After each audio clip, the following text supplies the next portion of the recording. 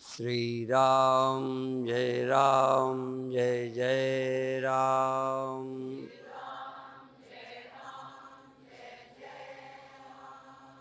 श्री राम जय जय राम।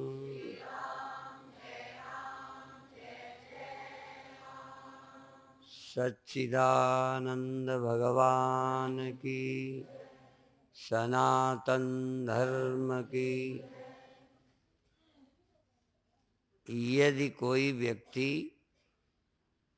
सच्चे मन से काम करते हुए जागता है, लोभ लालच आसक्ति से नहीं जागता, बल्कि हमें कर्तव्य है, करने लायक है, उस काम के लिए पूरा मनोयोग से जो काम करता है, ऐसे काम करने वाले जागृत व्यक्ति की नींद बहुत अच्छी होती है। क्योंकि जागृतावस्था का सच्चा उपयोग किया है। कोई ईर्षा, द्वेष, घृणा, नफरत से कोई काम नहीं किया। जो आदमी स्वार्थ में, काम में, लोभ में, मोह में अंधे होके काम करते हैं, उससे क्या होता है, कर्म से और बंधन आसक्ति बन जाती है। और जब वो लेटते सोते हैं तो नींद सही नहीं आती, उसी में मन अटका रहेगा। पहले लोग युद्ध करते थे तो युद्ध बंद होने के बाद आराम से सो जाते थे।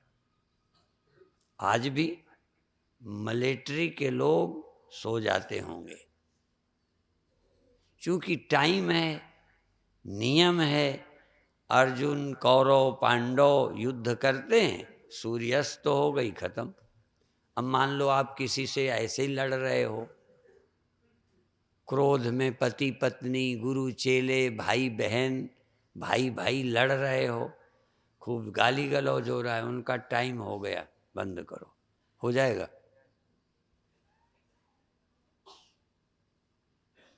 टाइम पे बंद करने का मतलब क्रोधी नहीं हो।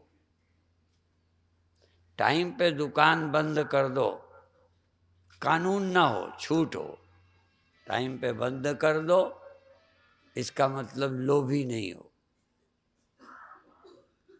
कानून के पालन में भी कहीं ना कहीं आदमी तभी सफल होता है जब लोभी लालची ना हो। नहीं, नियम नहीं पालेगा। कितनी सवारी गाड़ी में बिठानी है, उसका पालन वही करेगा जो ज्यादा लोभी नहीं होगा। नहीं, पुलिस की आंख बचा के ज्यादा बिठाएगा।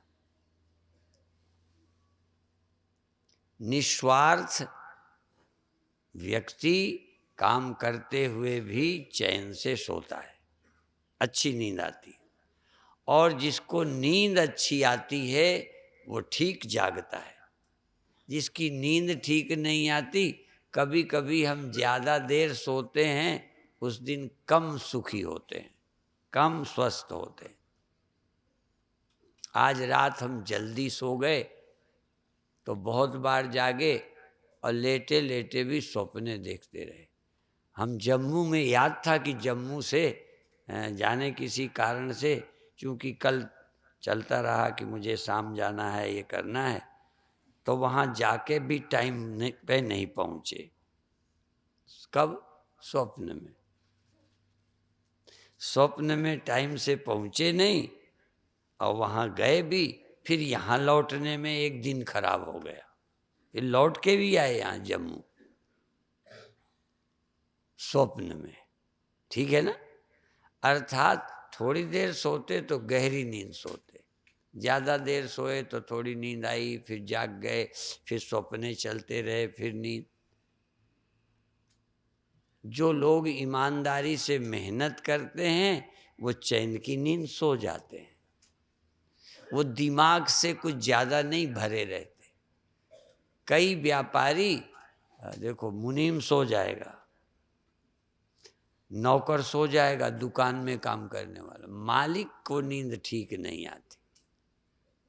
कि उसको हानि लाभ के लिए धंधा कर रहा है। भगवान ने काम सौंपा है, हमारी ड्यूटी है, नौकर की ड्यूटी है, वो मालिक नहीं है, चैन से सोता है। मुनीम की ड्यूटी है, तुम्हारा नौकर है, काम करता है।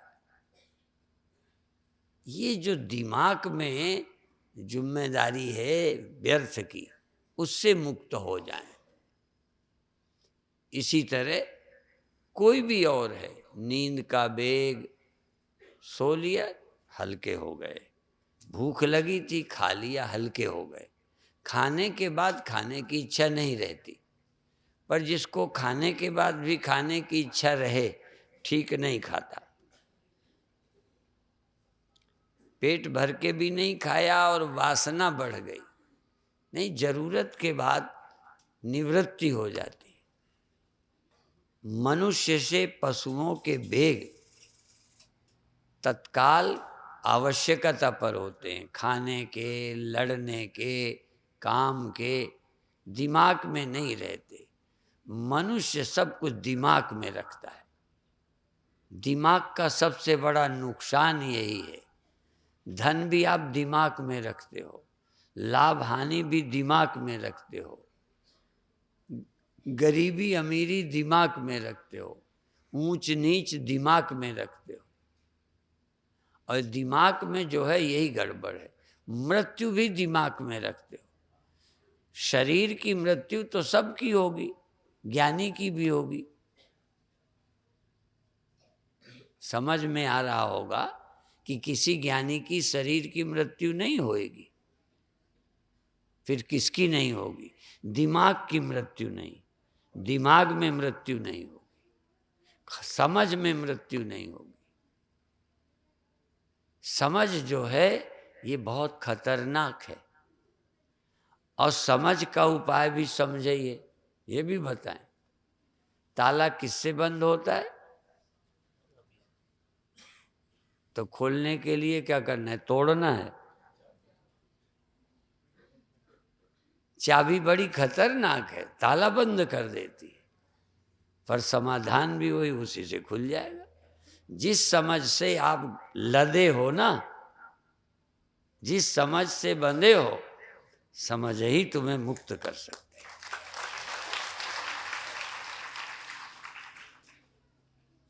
इसीलिए लोकोक्ति नहीं है, ये सच्चाई है तो लोकोक्ति, समाज में प्रचलित है। लोक में जो बोला जाता है लोकोक्ति,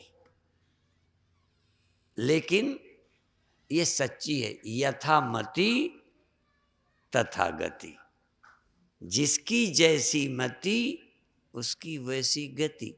यदि तुम मति में नहीं मरते तो कहाँ मरते हो? मरे कोई? अपनी बुद्धि में यदि तुम्हारी मृत्यु नहीं, मेरी समझ में यदि मेरी मृत्यु नहीं, तो मेरी मृत्यु क्या है? यदि मैं समझ में निर्धन नहीं हूं तो निर्धनता क्या है? समझ में दुख नहीं है तो दुख है क्या चीज? क्या है गरीबी यदि दिमाग में नहीं है?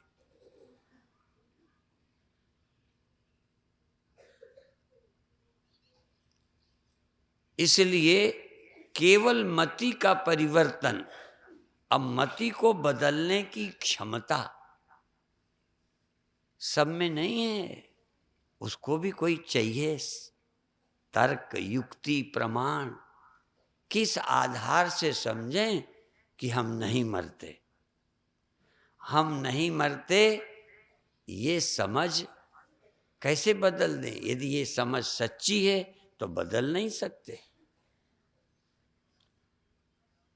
जब तक ये समझ ना आए गरीबी ख्याल है, तब तक गरीबी से मुक्त होना बड़ा कठिन है।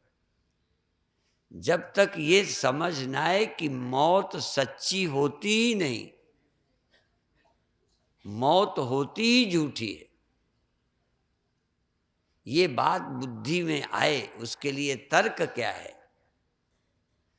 मैं उदाहरण बार बार दिया करता हूं कि एक घड़ा है और मिट्टी है, दोनों इकट्ठे हैं, ये तो मानोगे ना? मान लो उसके पास एक समझ और दे दी जाए, चेतनता, समझ दे दी। अब उससे हमने पूछा तुम मरोगे कि नहीं, तो एक समझ है मरेंगे, दूसरी समझ ये है हम नहीं मरेंगे। क्योंकि जहां समझ है वहां दो चीजें रहती हैं। समझ देहली का दिया है, देहली जानते हो ना, दिल्ली नहीं, देहली वो वाली नहीं, दरवाजे वाली। आपके यहाँ क्या बोलते हैं, दवाचन? हाँ हाँ, वहां दिया धर दो, उसका उजेला बाहर भी जा सकता है, भीतर की तरफ भी जा सकता है। हाँ हाँ। अब ये जो बुद्धि है, ये अभी तक आपका जो ज्ञान है बहिष्प्रज्ञ है।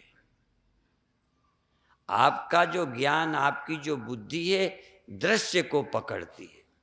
परांची खानी व्यतृणत स्वयंभू तस्मात् परांग पश्यति नान्तरात्मन कश्चित् धीराः प्रत्यगात्मानमैक्षत आवृत्य चक्षु अमृतत्वमिच्छन्। इंद्रियां तो बाहर हैं ही, ये भीतर तो जाती ही नहीं है। आंख बंद कर लीजिए तब भी आंख कहाँ जाएगी? यदि आंख बंद करके भी देखेगी तो दृश्य ही देखेगी। आंख बंद करके आंख अदृश्य को नहीं देख सकती।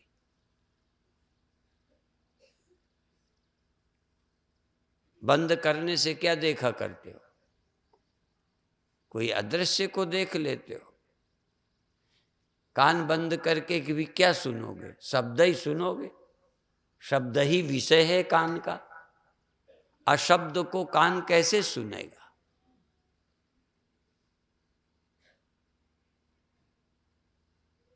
मन को अंदर ले गए तो अंदर अंदर क्या याद करता है? वही दुनिया।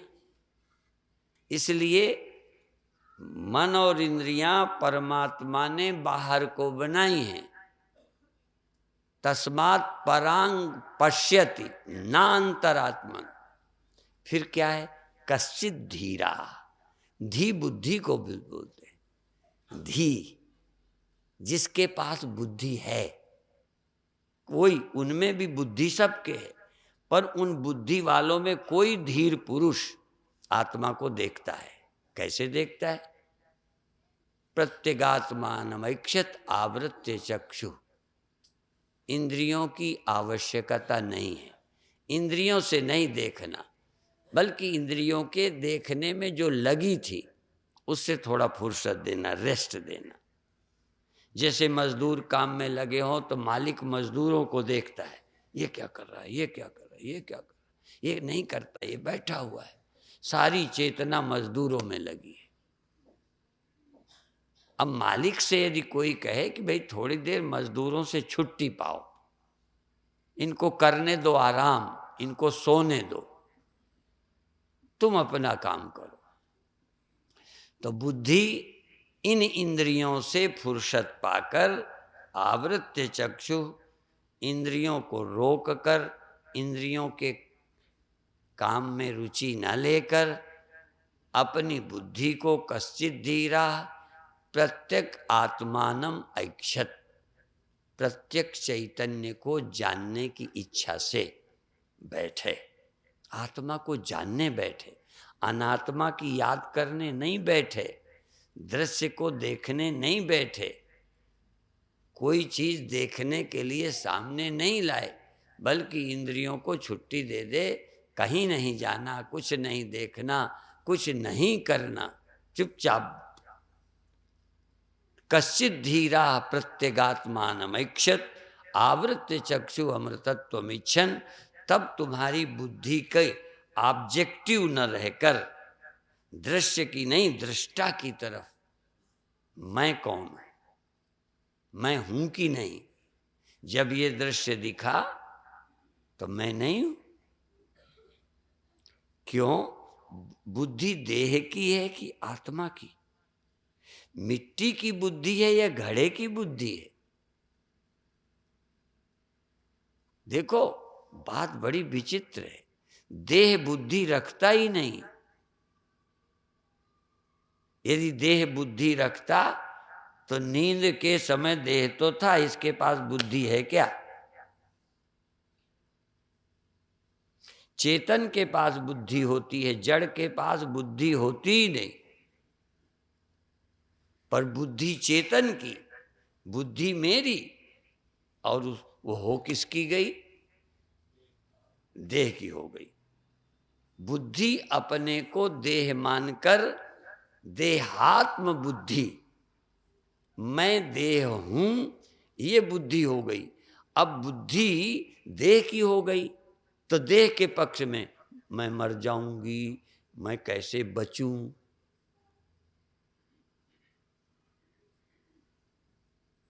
इसीलिए विजातीय लड़की नहीं अपने घर लानी चाहिए।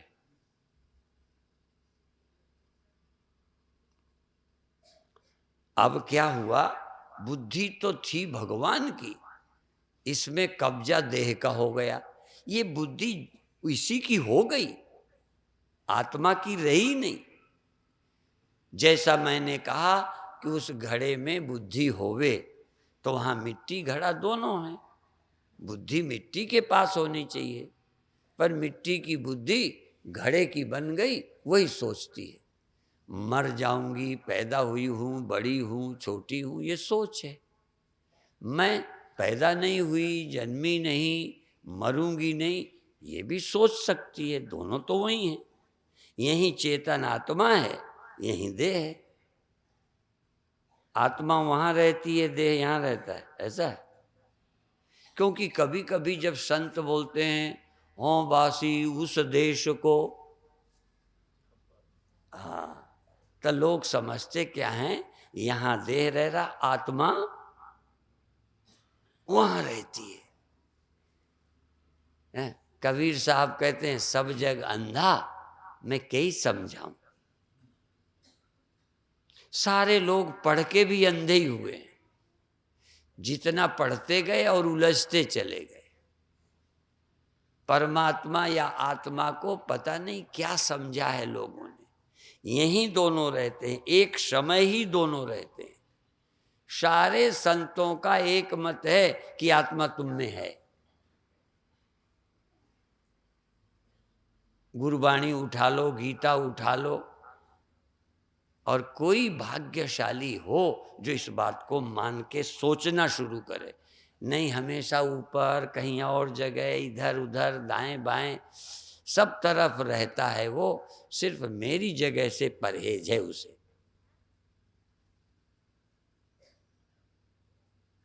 भजन पूजा उपासना के लिए कुछ भी करिए। इसीलिए हमारे यहाँ अर्चा अवतार, जो पूजा के लिए अवतार लेते हैं, उनकी पूजा करो, गुरु की पूजा करो।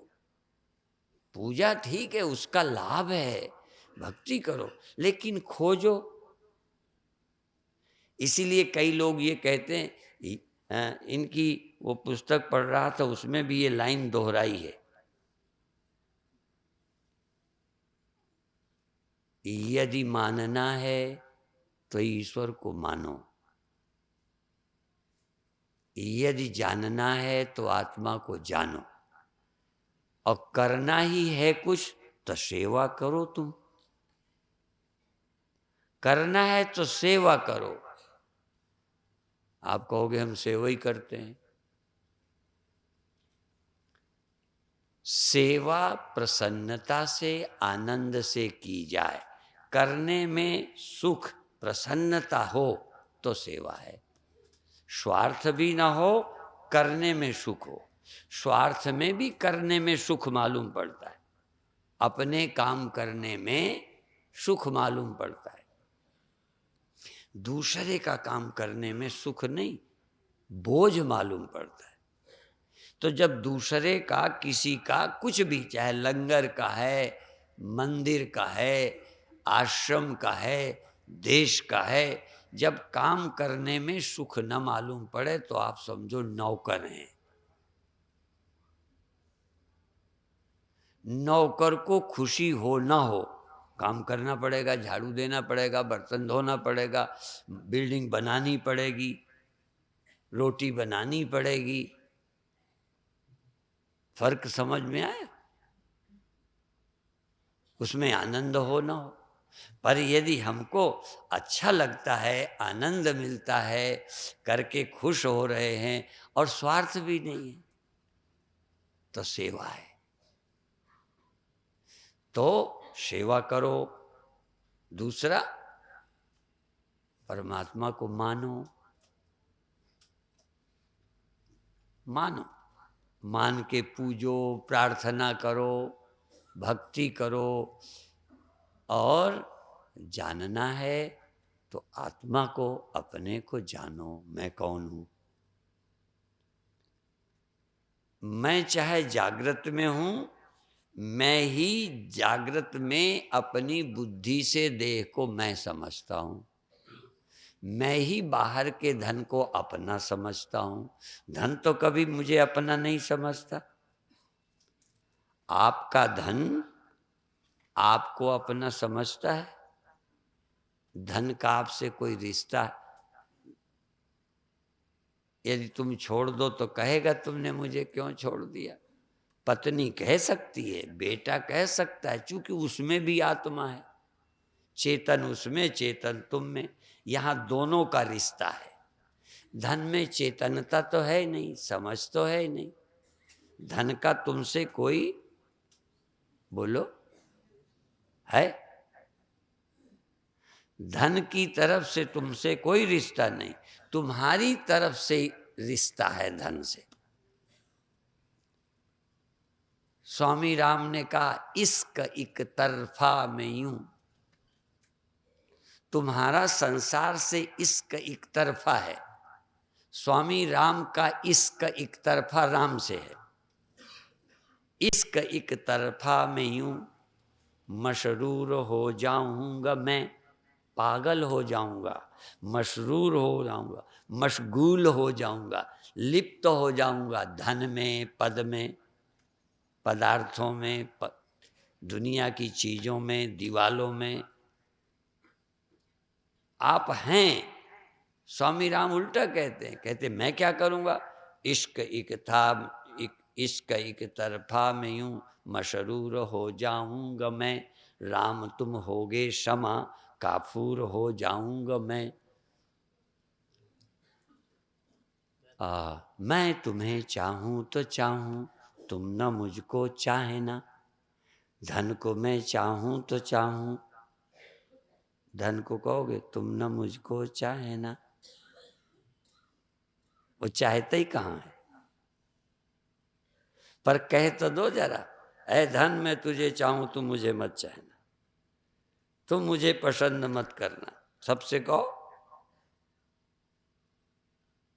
तो वो तो इसको तो पहले ही छोड़े बैठे हैं। स्वामी राम कहते हैं, मैं तुम्हें चाहूं तो चाहूं, परमात्मा से कहते, तुम न मुझको चाहना, तुमने अगर चाहा मुझे, मगरूर हो जाऊंगा मैं। हैं? हाँ, तुम न मुझको चाहना, तुम मुझको चाहना नहीं, नहीं फिर मैं मगरूर हो जाऊंगा। पर मैं कभी मांगू कभी, तो कुछ न देना तुम मुझे। घर कभी मांगू तो कुछ न देना तुम मुझे, वरना मैं प्रेमी नहीं, मजदूर हो जाऊंगा। तुम कह सकते हो भगवान से मांगू तो नहीं देना, क्योंकि मुझे तुम्हारी चीज नहीं चाहिए, मुझे तुमसे प्यार है। कह के देखो। आप तो गुरुओं से भी चाहते हो, एक दिन आपका कहा न माने तो बस गड़बड़। हमने कहा हमारे घर चढ़ नहीं डाले, दुश्मनी हो गई। तुम्हारी माने तो तुम्हारे गुरु, तुम्हारी सेवा में लगे रहे तो तुम्हारी गुरु, तुम सेवा में नहीं लगो। और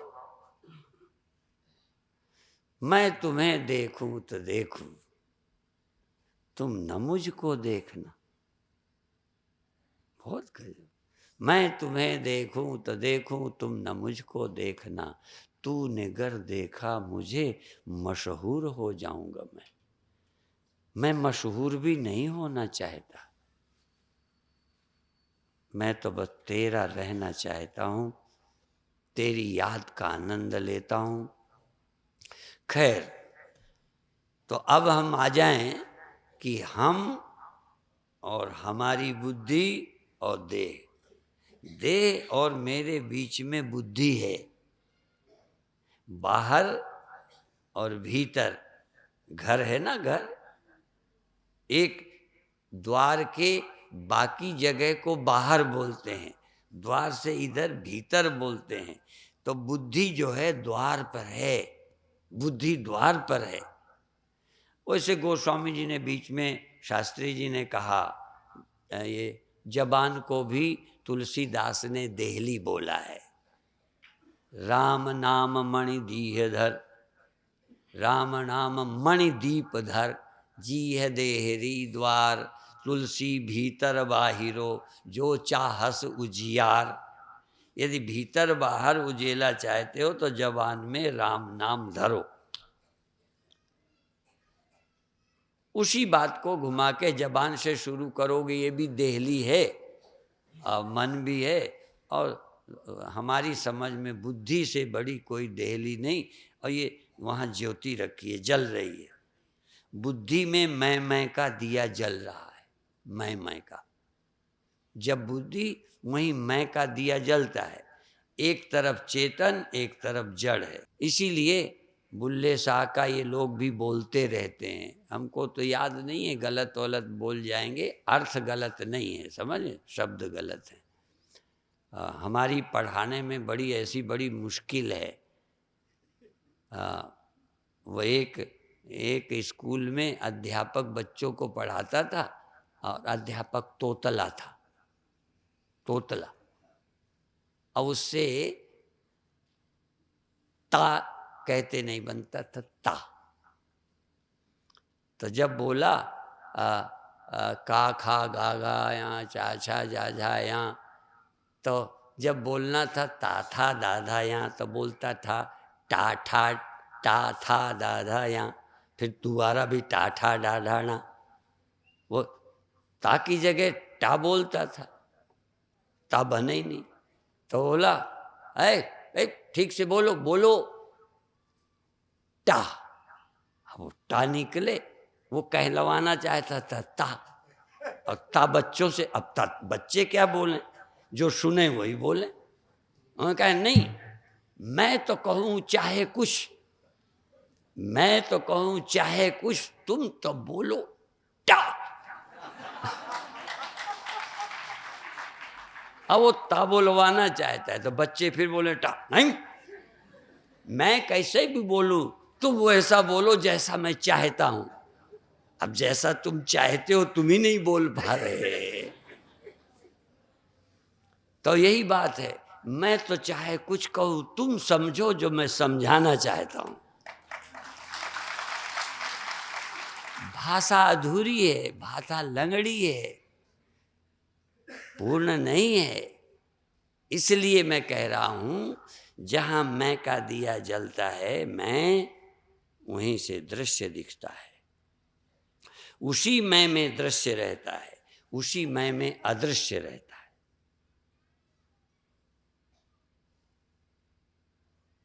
और जब दिया बुझा होता है ना, तो न जगत दिखता है न जगदीश। गहरी नींद में न आत्मा न जगत। इसलिए मैं का दिया बुद्धि है, यहाँ जल रहा है। देख सको तो देखो, चाहे दृश्य देखो, चाहे साक्षी चैतन्य दृष्टा देखो। इसलिए आवृत्य चक्षु अमृतत्व मिच्छन, जो कभी नहीं बिगड़ता उसे देखो। ये दिया भी बुझता है, दिया जगता है, दिया बुझता है, पर दिए में दिखने वाला जगत नाशवान दृश्य है, और इस मैं रूपी बुद्धि में जलने वाले दिए में साक्षी, अपरिवर्तनशील, अविकारी और व्यापक ब्रह्म है। जो व्यापक है वही यहाँ भी है। नाशी घड़े में अविनाशी मिट्टी, नासी घड़े में नासी मिट्टी रहती है, जहाँ घड़ा नहीं वहाँ अविनाशी मिट्टी, जहाँ मकान नहीं तहाँ अविनाशी मिट्टी, वहाँ तो दिखती ही नहीं। जहाँ नाशी तहाँ नासी मिट्टी की अविनाशी। अब कैसे देखें? नासी में ही अविनाशी इकट्ठे रहते हैं, एक जगह, जरा भी फासला नहीं, एक तिल का फासला नहीं। जिस कण में नाशी, जो कण वहीं अविनाशी, जरा सा हिस्सा नाशी। जहां परिवर्तनशील मैं, जहां बदलती रहने वाली, सोने वाली, जगने वाली, आने जाने वाली मैं, वहीं कभी ना आने वाली, कभी न जाने वाली मैं रहती है। दोनों इकट्ठे रहते हैं। और तुम ढूंढते फिरते हो बाहर। इसलिए अभी ना हो तो चलो नाशी का देखना बंद करो, थोड़ा जागो। दिया तो जगता रहे। जिस दिए में अविनाशी मिलना है, जिस दिए से नाशी मिलता है, नाशी से उपराम हो जाओ बस।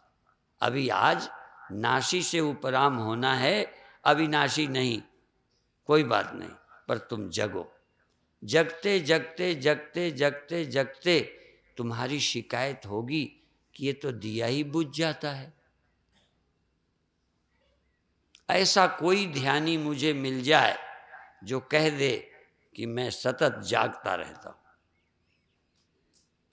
यदि तुम्हारी इस अहम में चैतन्य बुद्धि है, चिदाभास में, जागे वाले में यदि मैं पना है, इस जगने को ही यदि तुम मैं कहते हो तो सोगे।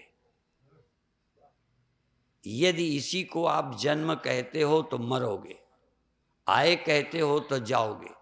यदि इसी आए वाले में, इसी जगे वाले में, इसी सोने वाले में यदि कभी न जगने वाला मिल जाए, कभी न सोने वाला मिल जाए कि है, तो मिल गया, फिर बात खत्म।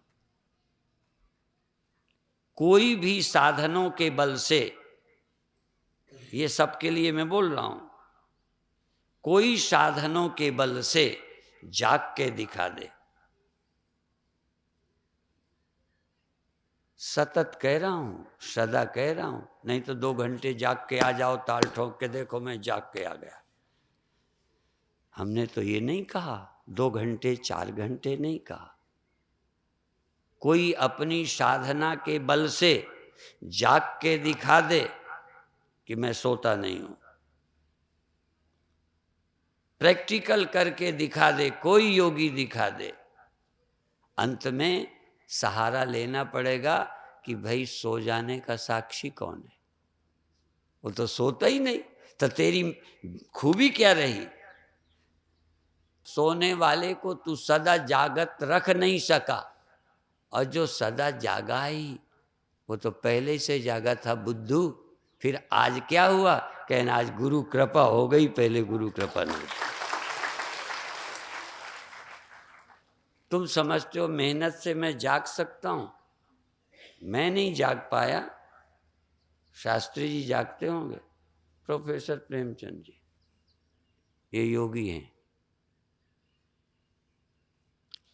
कोई लेके आना जो कह दे मैं जागता ही रहता हूं। और यदि जागता ही रहता है तो जागता ही रहता है। मूर्खों में भी जागता ही रहता है, भोगियों में भी जागता ही रहता है, वो कभी नहीं सोता। फर्क क्या है?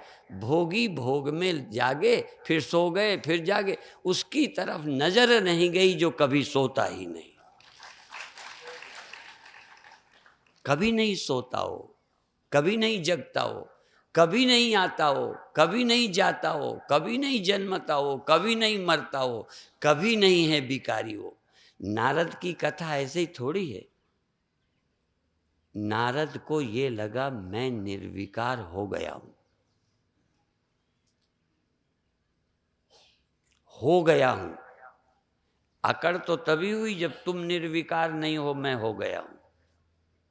तुम पीते नहीं हो, तुम पीते हो, मैं पीता नहीं हूं। तुम चोर हो, मैं चोर नहीं हूं। तुम ऐसे हो, मैं ऐसा नहीं। यही तो खूबी है। नारद को खूबी किस बात की थी? आप ऐसी कथा मत समझिए। मैं कहूंगा नारद को बहुत बड़ा भ्रम था। नारद को लगा कि मैं साधना के बल से मैं हो गया हूं, ये नहीं हो पाया। बाकी लोग ऐसे ही हैं, मैं निर्विकार हूं। निर्विकार व्यक्ति ये देखता है मैं ही नहीं, सब जगह निर्विकार रहता है। विकारी के भीतर निर्विकार रहता है, उसका ध्यान नहीं है। नारद को कहना चाहिए था मैं निर्विकार हुआ नहीं, निर्विकार था। निर्विकार था, निर्विकार हूं, निर्विकार ही रहूंगा।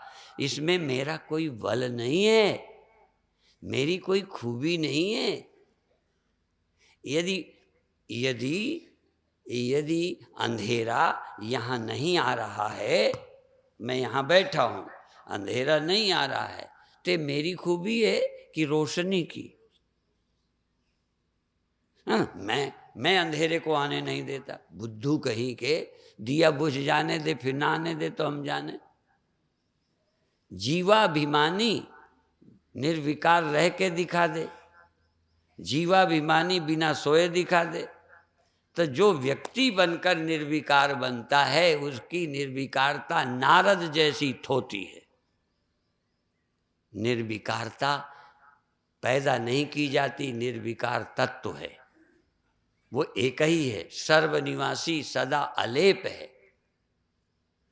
सदा अलेप से भिन्न यदि कोई अलेप हुआ है, उसके अलावा यदि कोई अलेप बनता है तो कुछ देर अलेप रहेगा, फिर लिप्त हो जाए। उसके अलावा कुछ देर ही ठीक रहेगा, फिर गड़बड़ हो। जीव में अहम भाव करके नारद को भी नहीं, शंकर को भी याद करना पड़ा। क्या जरूरत थी शंकर को कि याद करें? इसका मतलब बुद्धि के विचारों के तल पर, जीव के तल पर जागना सोना नेचुरल है। ये आना जाना परिवर्तन नेचुरल है। यदि जिसमें कभी विकार नहीं है, वो ब्रह्म स्वरूप है, वो एक है। वो राम में भी, कृष्ण में भी, शंकर में भी, नारद में भी, मुझ में और तुझ में है। फर्क क्या है? किसी ने इस सत्य को समझा गुरु कृपा से, तुमने साधना के बल से जी जान लगाई और रोते रहे। वे साधना ना करें, साधना करो कि गुरु की कृपा के पात्र बन जाओ। रामायणी लोग कथा करते हैं, मुझे चौपाइयाँ याद नहीं हैं, प्रवचन का हिस्सा याद है कि राम भगवान को पुल बनाना था। उसके पहले लोग कहते हैं जब राम आए तो सारे जीव जंतु, कछुए, मछलियां सागर में ऊपर आ गईं। ऊपर आ गईं, पुल बन गया। जब इनका पुल बना, पुल में जाके खड़े हुए, सारे जीव जंतु आ गए, तो सारी सेना पार जा रही है। तो लोगों ने कहा भाई, यदि राम के खड़े होने से ही ये पुल बन जाता तो इतने लोगों को लगाया क्यों? क्योंकि वो आए, उनके दर्शनों को जितने जीव जंतु आए और एकटक रुक गए, जैसे लकड़ी पड़ी हो, जैसे नावें पड़ी हों। पुल बन गया, फिक्स्ड, जैसे ये टीन का सेट फिक्स्ड है, तो पुल फिक्स्ड हो गया, जीव जंतुओं का पुल बन गया। तो लोग कहते इतना परेशान क्यों कराया, इतनी मेहनत कराई? कहने ये बताओ, राम कहाँ खड़े हुए जब ये मछलियाँ आई, कछुए आए, कहाँ खड़े हुए? कहनी यहाँ सागर में। कहनी यहाँ कैसे खड़े होते बिना पुल के? पहले तुम्हारे बनाए पुल में राम खड़े हो गए तो स्वाभाविक पुल बन गया। और भी स्वाभाविक पुल तब बना जब जनता के बनाए पुल पर राम खड़े हो गए।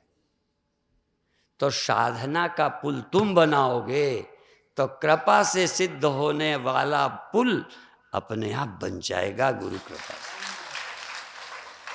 जब तक तुम मेहनत नहीं करोगे ये स्वतः सिद्ध नित्य मुक्त तत्व का पता ही नहीं चलेगा। तप यज्ञ दान सेवा सुमिरन से चित्त बुद्धि शुद्ध होगी तो गुरु का ये वाक्य कि तुम ब्रह्म हो, नित्य शुद्ध हो, नित्य शुद्धम निराभाषम निराकार निरंजनम। अगर नित्य शुद्ध है तो ये करवाते काहे को हो? ये नित्य शुद्धि का एहसास नहीं हो सकता बिना साधनों के, अंदर तृप्ति नहीं मालूम पड़ेगी। इसलिए सबको आवश्यकता है कि इस बुद्धि को शुद्ध करके तपो यज्ञ दान आदि भी शुद्ध बुद्धि विरक्तो न पादे पदे तुच्छ बुद्धिया परित्यज्य सर्वम यदाप्नोति तत्वम परम ब्रह्म नित्यम तदेवाहमस्मि। वह परब्रह्म मैं हूँ। कैसे पता चला? जब तप यज्ञ दान आदि से बुद्धि शुद्ध हुई तब इसे पाया। ऐसे ये समझे ही नहीं आता। मैं देह हूँ यही समझ में आता रहेगा, सो जाओगे सुनोगे फिर यही समझ आएगा, फिर जीव हूँ यही समझ आएगा। मैं साक्षी हूँ, ब्रह्म हूँ, नित्य शुद्ध मुक्त हूँ, मुझ में बंधन तीन काल में नहीं है, ये समझ में आएगा ही नहीं बिना साधना के। इसलिए साधना करोगे तो गुरु की विद्या समझने के पात्र बन जाओगे। पात्रता की जरूरत है, बाकी तो गुरु की एक वाणी से बात बन जाएगी। आप कह दो पहले ही बोल दो। ये तत्वमसी महावाक्य 9 बार बोलने में क्या देर लगती? समझा रहे जिस ग्रंथ में जिस वेद में तत्वमसी महावाक्य है, एक ही लाइन में क्यों नहीं बोल दिया तत्वमसी तत्वमसी तत्व? 9 बार बोले, पहले समझाया फिर एक बार बोले वह तू है, फिर समझाते रहे। जब बुद्धि उसकी पकड़ने के ग्रहण करने के योग्य बन गई तब कहा वो तू है। फिर ध्यान करते चिंतन करते स्वाध्याय करते जब देह से अलग बुद्धि जागृत हुई तब कहा देख जो कभी परिवर्तित नहीं होता सब में व्याप्त है वो तू है। अर्थात तू शब्द में ये तू शब्द में जैसे यह शब्द, चूंकि वहां तू तो है ही नहीं ना घड़े में। यदि घड़े में बुद्धि होगी तो हम ऐसे बोलते तू अविनाशी है। अब तू अविनाशी है ये शब्द ग्रहण करेगा, तू अविनाशी है कैसे ग्रहण करेगा? नाशी भी वही है, अविनाशी भी वही है, यही विकारी है, यही जगने सोने वाला है, यही आने जाने वाला है, यहीं पर साक्षी आत्मा है, इकट्ठे हैं। तुम्हारी बुद्धि पता नहीं तू शब्द का अर्थ क्या करेगी। तुम्हारी बुद्धि तुम शब्द से तत्त्वमसि तत् वह परब्रह्म तत्त्वमसि वो तू है। सर्वत्र व्याप्त सदा रहने वाली मिट्टी तू है। तू शब्द जहां बोला वहां घड़ा था, वहां नहीं बोला जहां घड़ा नहीं था, क्योंकि वहां कैसे सुनाए, कौन सुने? हम जहां ब्रह्म रहता है अंतःकरण नहीं रहता वहां हम तत्वमसि नहीं कहते, उसे तो वह कहते हैं। हम वह को उपदेश नहीं करते, हम वह को उपदेश नहीं करते, तुमको उपदेश करते हैं कि तुम वह हो। हम मिट्टी को उपदेश नहीं करते जो घड़े से अलग रहती है। जहां घड़ा नहीं मकान नहीं उस मिट्टी को हम उपदेश नहीं करते कि तुम अविनाशी हो, वो तो है ही, वहां मरने का ख्याल ही नहीं है। समझ में आया? जहां मरने का ख्याल नहीं है वहां अविनाशी कहने की जरूरत ही क्या है? इसलिए ब्रह्म को हम उपदेश नहीं करते। भागवती लोग ये भी बोलते हैं तुम ब्रह्म होकर ब्रह्म को उपदेश करते हो। खंडन करने वाले बड़ा, तुम ब्रह्म को ब्रह्म का उपदेश करते हो। कहते हैं हम नहीं, जो देह हैं उन्हें उपदेश करते हैं, जो अपने को जीव समझते हैं उनको उपदेश करते हैं। जहाँ बुद्धि नहीं, जीव नहीं, देह नहीं, कोई भाव नहीं, उसे तू ब्रह्म है हम नहीं बताते, बल्कि जिस ब्रह्म में कोई जन्म मृत्यु नहीं वह ब्रह्म, इसे बताते हैं। जहाँ मन बुद्धि है इसे कहते हैं वही ब्रह्म तू है जिसमें दुख जन्म मृत्यु नहीं। समझ में आया? कई कथावाचक किसी को बड़ा लगता है जैसे तीर मार रहे हैं, वेदांतियों की जैसे धज्जी उड़ा रहे हैं। हाँ, हम सब जानते हैं वेदांती की धज्जी उड़ाने वाला दुनिया में कोई पैदा नहीं हुआ। वेदांत की सोच, कई लोग ये भी कहेंगे कि हमको रोते मिले। वो तो पहले हम रोज कहते जगते मिलेंगे, सोते मिलेंगे, आते मिलेंगे, जाते मिलेंगे, बोलते मिलेंगे, ना बोलते मिलेंगे, थके मिलेंगे, मिलेंगे सब तरह के मिलेंगे, फिर भी हम कुछ नहीं हैं, ज्यों के त्यों हैं। तुम समझते हो रोते राम मिल गए तो गड़बड़ है। रोते राम के मिलने से जिसे भ्रम हुआ वो सती है, वो कम अकल की है। रोते देख करके भी जिसे भ्रम नहीं हुआ वही ज्ञानी शंकर है। केवल रो देने से, हंस देने से, चिल्ला देने से, पैर समेट लेने से ज्ञान में गड़बड़ी हो गई। आप कहोगे कभी सोते नहीं, हम स्वामी जी का घुर्रक बजते देखा। नहीं देखा हो तो मुझे कार में बिठा लेना, मैं बच जाएगी मेरी। हाँ, क्या ये सोना बंद करने से मैं ब्रह्म होऊंगा? बंद करके होऊंगा। देह का मरना बंद करके अविनाशी होऊंगा। वृत्ति का परिवर्तन रोककर निर्विकार होऊंगा। यदि ऐसी आशा है तो तुम अज्ञानी हो। जिस दिन ये धर्म मेरे हैं ही नहीं ये क्लियर हो जाए, समझ लेना अब हम ब्रह्म ज्ञानी हो गए। इसके लिए बधाई के पात्र होगे जो धैर्य के साथ सुनते हो। ये विद्या बहुत कठिन है, इसको बोलने वाले भी बड़े आश्चर्य से मिलेंगे, इसको सुनने समझने वाले भी कोई भाग्यशाली आश्चर्यवान श्रोता होंगे जो इसे सुनेंगे। और धन्य है जिनको ये क्लियर हो जाएगा, वो तो बंद नहीं है, बंद नहीं है। अब आप आंख बंद करो।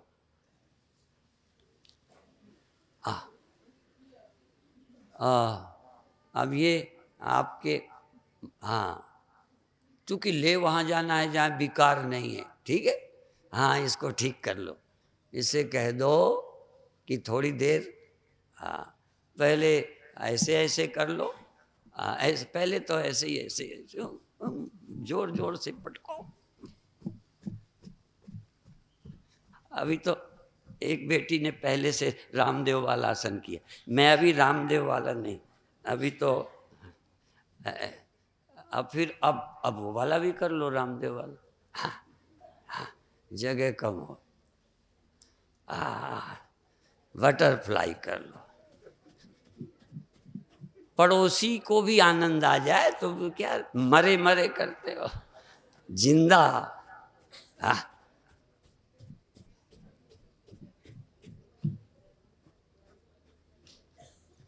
देखो मैं तो खा पी के आया हूँ, पहलवानी कर सकते, तो भूखे हो गए इसीलिए नहीं कर पा रहे,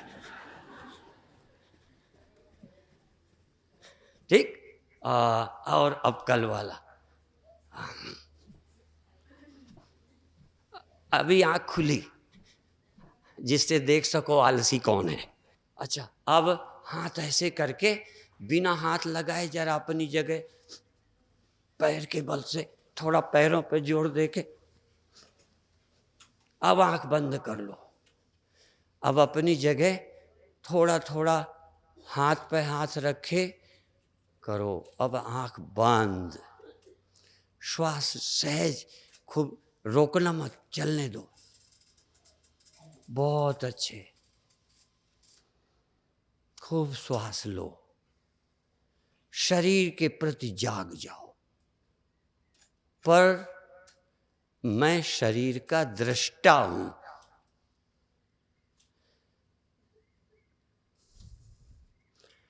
शरीर के दृष्टा होने में बुद्धि चाहिए, मन चाहिए। देखो, दृष्टा कहने पर भी दृष्टा एक समान नहीं रहता, ये एक अर्थ है, और दृष्टा वही है जो एक समान रहता है। ध्यान दो, दृष्टा एक समान रहता तो देह दिखता ही रहे। इसका मतलब जिसको अभी दृष्टा लोग समझते हैं, इसे नींद आ जाती है, और जिस दृष्टा को नींद आ जाए वो शुद्ध दृष्टा नहीं है, वो प्योर कॉन्शियसनेस नहीं है, वो शुद्ध चैतन्य नहीं है। शरीर के तुम दृष्टा हो, इसका मतलब तुम मन हो। चेतन और मन, चेतन और बुद्धि मिलने पर हम शरीर के दृष्टा होते हैं, और चेतन मन बुद्धि के साथ इंद्रियां मिल जाएं तो बहिष्प्रज्ञ होते हैं, बाहर के दृष्टा होते हैं। इंद्रियां ना हो और मन बुद्धि हो तो हम अंतः प्रज्ञ होते हैं, स्वप्नों के दृष्टा होते हैं। जब मन बुद्धि भी लीन हो जाते हैं तब हम घन प्रज्ञ होते हैं। केवल आनंद होता है, विषय संसार नहीं होता। घन प्रज्ञ, प्रज्ञान घन होते हैं। ध्यान में कभी वृत्ति बहिष्प्रज्ञ, कभी अंतः प्रज्ञ, कभी बाहर कभी भीतर जाती है, उसे रोकना नहीं है। वृत्ति कभी कहीं, कभी कुछ याद आया, कभी कुछ, कभी शरीर, कभी श्वास, कभी सुनाई दिया, कभी नहीं, कभी ध्यान रहा, कभी नहीं। ये सब चित्त वृत्तियां हैं, ये परिवर्तन होता है। इसकी परेशानी मत झेलो, होने दो। पर तुम्हारे बिना क्या होता है, तुम्हारे बिना क्या पता चलता है, तुम्हारे बिना भीतर की बाहर, तुम्हारे बिना यहाँ की वहाँ, और अंत में बिल्कुल चैतन्य रहते हुए, एकदम चैतन्य, देह के प्रति चैतन्य, चित्त वृत्तियों के प्रति। चित्त की वृत्तियां चाहे कहीं हो, स्वप्नवत हैं। बहिष्प्रज्ञ इंद्रियों से बाहर, अंतः प्रज्ञ भीतर भीतर, इंद्रियों के अंदर, मन के अंदर प्रतीत होने वाला जगत। बुद्धि में, वृत्ति में प्रतीत होने वाला जगत अंतः प्रज्ञ, और कुछ न प्रतीत होने पर घन प्रज्ञ, प्रज्ञान घन।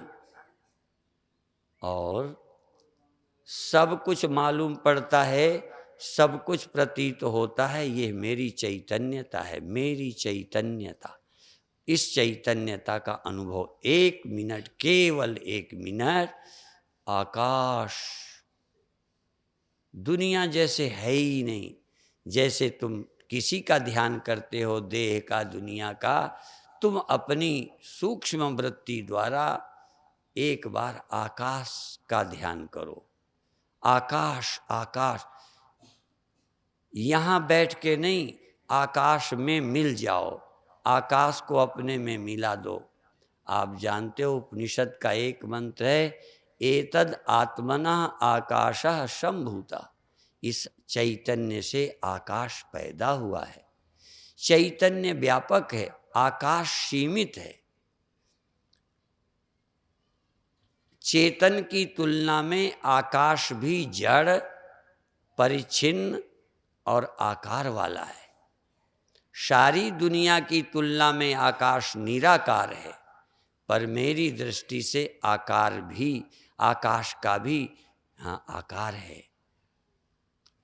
आकाश व्यापक है, पर मेरे में सीमित है, मेरे में कल्पित है, मुझ में हुआ है।